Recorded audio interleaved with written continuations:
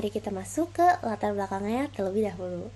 Menurut Bank Indonesia, pada tahun 2024, transformasi digital saat ini menjadi faktor yang sangat strategis dalam mengubah tatanan perekonomian, termasuk di Indonesia. Perkembangan teknologi dan ekosistem digital membuat sistem pembayaran tidak lagi hanya berfungsi sebagai alat transaksi, tetapi juga berperan penting dalam efisiensi aktivitas ekonomi, serta mendorong pertumbuhan ekonomi nasional. Salah satu inovasi utama dalam sistem pembayaran digital di Indonesia adalah Quick Response Code Indonesian Standard atau yang biasa kita sebut dengan KRIS, yang dikembangkan oleh Bank Indonesia sebagai standar nasional pembayaran berbasis kode QR. KRIS dirancang untuk mengintegrasikan berbagai penyedia jasa pembayaran ke dalam satu sistem yang efisien dan saling terhubung. Dengan adanya KRIS, masyarakat dan pelaku usaha dapat melakukan transaksi non-tunai secara lebih praktis hanya dengan satu kode QR yang dapat digunakan oleh berbagai aplikasi pembayaran. Hal ini itu tidak hanya memudahkan konsumen, namun juga memberikan manfaat besar kepada para pelaku usaha. Menurut Antara News, pada tahun 2025, penerapan KRIS berperan penting dalam mendorong percepatan digitalisasi UMKM di berbagai wilayah Indonesia. Nah, selain meningkatkan jumlah dan nilai transaksi, KRIS juga berkontribusi dalam meningkatkan efisiensi investasi, yang mencerminkan pemanfaatan sumber daya ekonomi secara lebih optimal. Kondisi ini berpotensi memperkuat daya saing pelaku usaha di tengah perkembangan ekonomi digital. Oke, baik. Jadi sini saya Luis Lim. Saya akan membahas tentang rumusan masalah yang kelompok kami itu rumuskan. Yang pertama ada bagaimana proses transformasi sistem pembayaran digital melalui penerapan Quick Response Code Indonesia Standard atau QRIS di Indonesia. Yang kedua, bagaimana peran QRIS dalam mendorong inklusi keuangan khususnya bagi pelaku usaha mikro, kecil, dan menengah. Kemudian yang ketiga, bagaimana pengaruh penerapan QRIS terhadap efisiensi aktivitas ekonomi di Indonesia. Dan yang keempat, sejauh mana implementasi QRIS berkontribusi terhadap pertumbuhan ekonomi di Indonesia. Mari kita masuk ke pembahasan mengenai sistem pembayaran digital. Menurut Astuti et al. Pada tahun 2024, sistem pembayaran merupakan komponen paling penting dalam infrastruktur keuangan karena berfungsi memfasilitasi pemindahan dana dalam kegiatan ekonomi. Sistem pembayaran yang andal itu berperan strategis dalam menjaga kelancaran transaksi serta mempercepat peredaran uang di perekonomian. Dalam konteks pembangunan ekonomi secara nasional, sistem pembayaran itu juga berkontribusi dalam mendorong perluasan inklusi keuangan, sejalan dengan strategi nasional keuangan inklusif. Seiring perkembangan teknologi digital, kebutuhan akan sistem pembayaran yang efisien, aman, dan berkelanjutan itu menjadi semakin penting. Hal ini mendorong transformasi dari sistem pembayaran tunai menuju instrumen pembayaran non-tunai. Dalam sistem keuangan, perbankan itu memiliki peran dominan sebagai lembaga intermediasi yang mendukung berjalannya sistem pembayaran. Melalui pengembangan sistem pembayaran digital dan integrasi dengan inovasi fintech, perbankan itu memiliki kontribusi menciptakan transaksi yang lebih efisien, inklusif, dan juga adaptif terhadap kebutuhan ekonomi digital. Transformasi inilah yang kemudian menjadi landasan bagi hadirnya berbagai inovasi pembayaran termasuk KRIS dalam mendukung pertumbuhan ekonomi Indonesia. Selanjutnya, mari kita masuk ke 21.1 perkembangan sistem pembayaran digital di Indonesia. Menurut Maulidah et al., tahun 2024, revolusi industri 4.0 itu mendorong perubahan besar dalam sistem pembayaran. Di Indonesia sendiri, perkembangan pembayaran digital itu menjadi indikator penting dari transformasi ekonomi berbasis teknologi. Sistem pembayaran digital tidak hanya mempermudah transaksi sehari-hari, tapi juga dia kayak memperluas inklusi keuangan dan juga meningkatkan efisiensi. Selain itu, dia juga mendukung pertumbuhan ekonomi. Nah, pada saat ini, berbagai platform pembayaran digital seperti OVO, GoPay, Dana, ShopeePay, Link Aja itu telah digunakan secara luas untuk berbagai kebutuhan, mulai dari transportasi online, pesan antar makanan, hingga pembayaran tagihan. Namun, pemanfaatan itu masih belum merata karena penggunaan uang tunai itu masih dominan, terutama di masyarakat dengan keterbatasan literasi dan juga keterbatasan akses teknologi. Nah, sebagai bentuk penguatan ekosistem pembayaran digital, Bank Indonesia itu meluncurkan QRIS tanpa pindai atau QRIS-Step pada Maret 2025. Inovasi ini memanfaatkan teknologi NFC, sehingga transaksi itu dapat dilakukan lebih cepat tanpa memindai kode QR. Nah, QRIS-Step itu dirancang untuk area dengan mobilitas tinggi dan mencerminkan komitmen Bank Indonesia dalam mendorong sistem pembayaran digital yang modern, efisien, dan juga inklusif. Mari kita masuk ke 2.2 Quick Response Code Indonesia Standard atau yang biasa kita sebut dengan QRIS. Nah, berdasarkan Bank Indonesia pada tahun 2020, QRIS merupakan standar nasional pembayaran berbasis kode QR yang ditetapkan oleh Bank Indonesia untuk memfasilitasi transaksi pembayaran di Indonesia. QRIS itu dikembangkan melalui kolaborasi antara Bank Indonesia dan industri sistem pembayaran dengan tujuan menciptakan transaksi yang lebih cepat, mudah, aman, dan handal. Penerapan QRIS itu bersifat wajib bagi seluruh penyedia jasa pembayaran yang menyediakan layanan pembayaran berbasis QR Code. Dengan demikian, satu kode QR itu dapat digunakan untuk menerima pembayaran dari berbagai aplikasi pembayaran digital yang memungkinkan interoperabilitas sistem pembayaran dan juga meningkatkan efisiensi dalam ekosistem pembayaran digital nasional. Selanjutnya kita masuk ke slide 2.2.1. Tujuan dan manfaat QRIS. QRIS itu tidak hanya berfungsi sebagai alat pembayaran, tetapi juga memiliki tujuan dan manfaat yang strategis. Dari sisi penggunanya, QRIS itu memberikan kemudahan melalui konsep scan and pay, sehingga transaksi itu dapat dilakukan secara tepat dan praktis tanpa uang non-tunai. Satu kode QRIS itu juga dapat digunakan di berbagai aplikasi pembayaran, serta memberikan rasa aman karena seluruh transaksi itu berada di bawah pengawasan Bank Indonesia. Sementara bagi merchant, QRIS itu mempermudah penerimaan pembayaran dari berbagai aplikasi sekaligus, berpotensi meningkatkan volume penjualan dan juga memperluas jangkauan konsumen. Tidak hanya itu, seluruh transaksi QRIS itu tercatat dalam secara otomatis, sehingga membantu pencatatan keuangan yang lebih tertib, mengurangi risiko kecurangan, serta dapat dimanfaatkan sebagai credit profile untuk mendukung akses pembiayaan di masa depan. Kita lanjut ke QRIS dan skala digitalisasi ekonomi. QRIS itu saat ini telah menjadi sistem pembayaran non-tunai terbesar di Indonesia. Menurut Prasasti tahun 2025, hingga Agustus tahun 2025 itu QRIS telah digunakan oleh sekitar 58 juta pengguna dan 41 juta merchant, di mana 93% merupakan UMKM. Pada paruh pertama 2025, itu transaksi QRIS itu mencapai 6,05 miliar transaksi dengan nilai 579 triliun. Selain di dalam negeri, QRIS juga telah digunakan untuk transaksi lintas negara yang menunjukkan peran QRIS sebagai infrastruktur yang penting dalam integrasi ekonomi digital Indonesia di tingkat regional dan global. Kita lanjut ke QRIS sebagai pendorong pertumbuhan ekonomi. Peran QRIS itu tidak hanya sebagai alat pembayaran, tetapi juga sebagai katalis ekonomi digital. Peningkatan adopsi QRIS itu memberikan manfaat nyata bagi UMKM, seperti pengelolaan keuangan yang lebih tertib, transaksi yang lebih aman, dan juga akses yang lebih luas ke dalam sistem pembayaran digital. Data transaksi QRIS juga dapat dimanfaatkan sebagai alternatif penilaian kredit sehingga membantu UMKM naik kelas dan juga meningkatkan daya saing. Oleh karena itu, QRIS itu berperan penting dalam memperkuat fondasi pertumbuhan ekonomi digital yang inklusif dan juga berkelanjutan. Ayo kita lanjut ke pengertian pertumbuhan ekonomi. Pertumbuhan ekonomi itu menggambarkan peningkatan aktivitas ekonomi suatu negara. Menurut Rojawi et al. Pada tahun 2025, pertumbuhan ekonomi itu merupakan konsep kuantitatif yang menunjukkan peningkatan kemampuan perekonomian dalam menghasilkan barang dan jasa dari waktu ke waktu.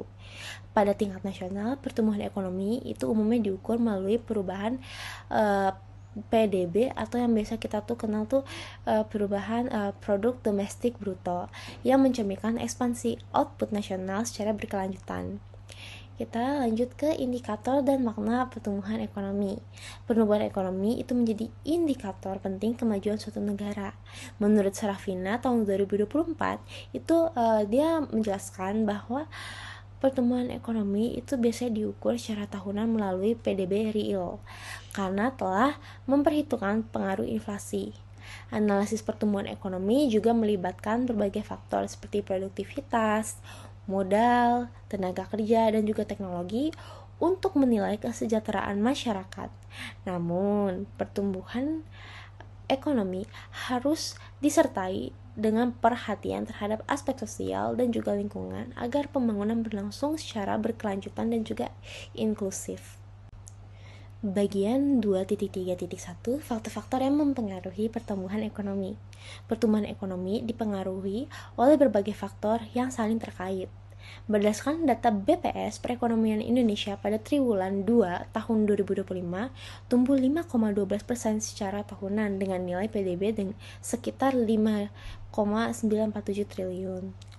Dari sisi produksi, pertumbuhan didorong oleh sektor jasa lainnya dan industri pengolahan, terutama seiring penguatan aktivitas hilirisasi. Sementara dari sisi pengeluaran, ekspor barang dan juga jasa menjadi komponen dengan pertumbuhan tertinggi, menunjukkan peran penting perdagangan internasional. Selain itu, pertumbuhan ekonomi juga dipengaruhi oleh konsumsi rumah tangga, investasi, dan juga belanja pemerintah. Penguatan investasi melalui pembentukan modal tetap bruto atau PMTB serta kebijakan stimulus pemerintah memberikan multiplier effect yang signifikan. Hal ini menunjukkan bahwa pertumbuhan ekonomi merupakan hasil interaksi antara faktor produksi, kebijakan fiskal, konsumsi, investasi, dan dinamika sektoral yang saling memperkuat. 2.3.2 Peran digitalisasi dalam mendorong pertumbuhan ekonomi. Digitalisasi ekonomi dan keuangan di Indonesia berkembang pesat dan menjadi salah satu pendorong utama pertumbuhan ekonomi nasional. Bank Indonesia tahun 2025 menegaskan bahwa digitalisasi sejalan dengan agenda Astacita, diarahkan untuk menciptakan perekonomian yang lebih efisien dan inklusif menuju Indonesia Emas 2045. Pemanfaatan sistem pembayaran itu khususnya QRIS yang telah menjangkau hampir 60 juta pengguna dengan dominasi UMKM menunjukkan kuatnya peran digitalisasi dalam mendukung aktivitas ekonomi. Penguatan digitalisasi sistem pembayaran melalui BSPI 2030 serta implementasi KRIS, BIFAS, dan elektronifikasi transaksi terbukti meningkatkan efisiensi keamanan dan juga inklusi keuangan. Dengan dukungan kebijakan, infrastruktur digital, dan literasi masyarakat, transformasi digital berpotensi menjadi sumber pertumbuhan ekonomi baru yang berkelanjutan dan inklusif di Indonesia. Bagian 2.4 yaitu hubungan KRIS dengan pertumbuhan ekonomi. KRIS memiliki hubungan langsung dengan pertumbuhan ekonomi melalui penguatan UMKM.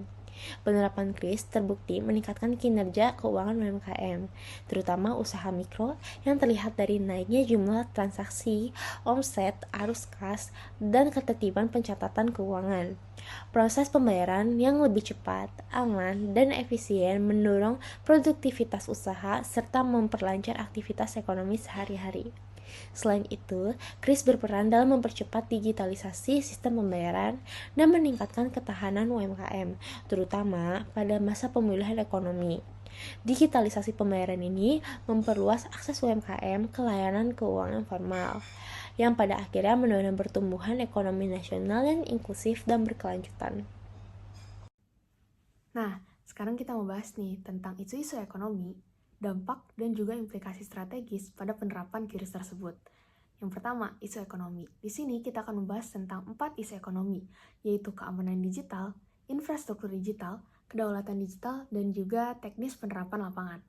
Keamanan digital di sini tuh, saat penerapan QRIS dianggap relatif lebih baik daripada penggunaan kartu fisik seperti kredit dan debit. Di beberapa negara, penggunaan kartu fisik dapat dengan tidak menggunakan PIN. Jadi kita hanya perlu tap atau kita hanya perlu tanda tangan pada mesin EDC atau pada struk yang diberikan kepada kita. Lalu transaksi akan berjalan seperti biasa. Dengan adanya QRIS ini, kita tidak perlu khawatir saat kita kehilangan kartu debit atau kredit kita. Kita dapat memblokirnya dan dapat menggunakan QRIS. Atau kita tidak perlu membawa kartu debit atau kredit kita sama sekali dan kita hanya perlu menggunakan QRIS untuk transaksi seperti biasa. Namun, resiko tetap ada, yaitu penipuan. Dengan adanya QRIS ini, modus-modus penipuan baru akan bermunculan. Contohnya, yaitu pelaku meminta korban untuk menunjukkan kode QRIS bayar yang dapat menarik saldo dari korban tersebut. Yang kedua, infrastruktur digital. Bagi kota-kota yang sudah siap menggunakan QRIS, QRIS ini akan menjadi sangat berguna dan membantu meningkatkan kemajuan sistem pembayaran. Dengan adanya kemajuan sistem pembayaran tersebut, diharapkan ada juga kenaikan ekonomi yang positif. Namun, tetap ada kesenjangan infrastruktur di beberapa daerah, dan daerah-daerah tersebut mungkin tidak dapat mengikuti perkembangan sistem pembayaran tersebut. Yang ketiga, yaitu kedaulatan digital. Dengan adanya QRIS, Indonesia meraih satu tingkat lebih lanjut dalam independensi sistem pembayarannya. Namun, sayangnya hal ini mendapatkan pertentangan dari Amerika Serikat, dikarenakan QRIS dianggap menghambat perdagangan karena mengurangi jumlah penggunaan kartu Visa. Lalu yang terakhir ada teknis penerapan lapangan. Dengan kemudahan penggunaan QRIS tersebut, jual beli secara digital maupun offline juga menjadi lebih mudah. Hal ini dapat meningkatkan konsumsi, sehingga meningkatkan perputaran ekonomi yang akan mengembangkan banyak bisnis seperti UMKM maupun bisnis yang lebih besar. Namun, kemudahan tersebut datang dengan adanya biaya, yaitu Merchant Discount Rate. MDR ini mengharuskan merchant untuk membayar biaya penggunaan QRIS jika transaksi tidak memenuhi syarat-syarat tertentu. Sekarang masuk nih ke dampak penggunaan QRIS. Yang pertama ada yang positif, peningkatan efisiensi dan kecepatan transaksi ekonomi. Karena adanya kecepatan transaksi ekonomi ini, ada juga perubahan perilaku masyarakat dari konsumsi yang biasanya menggunakan transaksi tunai, sekarang menjadi transaksi non-tunai, yaitu digital. Dengan adanya QRIS juga, ada nih peningkatan keamanan data masyarakat dalam lingkup transaksi global karena adanya pengurangan penggunaan kartu fisik Visa yang datanya diolah oleh global. Lalu juga adaptasi digitalisasi pembayaran oleh pelaku UMKM. Negatifnya, ada beban biaya tambahan, yaitu Merchant Discount Rate bagi merchant yang tidak memenuhi syarat tertentu transaksinya. Lalu juga ada peningkatan resiko penipuan karena kurangnya literasi digital. Masuk nih pada implikasi strategis penggunaan QRIS. Di sini kita membahas tentang 3 implikasi strategis penggunaan QRIS, yaitu pertama, penguatan kedaulatan sistem pembayaran nasional. Kedua, pengurangan ketergantungan pada sistem pembayaran asing. Dan ketiga, dimulainya integrasi sistem pembayaran lintas negara yang praktis. Ketiganya itu saling berhubungan, karena dengan adanya QRIS yang sudah diterapkan di beberapa negara selain di Indonesia, maka pengelolaan data yang dulunya kita menggunakan kartu Visa dan datanya dikelola oleh negara asing dan bukan Indonesia, sekarang dengan penggunaan QRIS, pengelolaan datanya tuh ada di bawah pengawasan otoritas nasional, sehingga kedaulatan sistem pembayaran kita tuh lebih terjaga. Dan juga karena kita sudah menggunakan QRIS, maka kita akan mengurangi ketergantungan pada sistem pembayaran asing. Dan juga dengan mudahnya penggunaan QRIS tersebut, pembayaran lintas negara tuh sekarang menjadi lebih praktis dan dapat meningkatkan pertumbuhan ekonomi, terutama di ASEAN. Oke, baik. Jadi di sini saya akan menjelaskan tentang alternatif strategi dan rekomendasi kebijakan.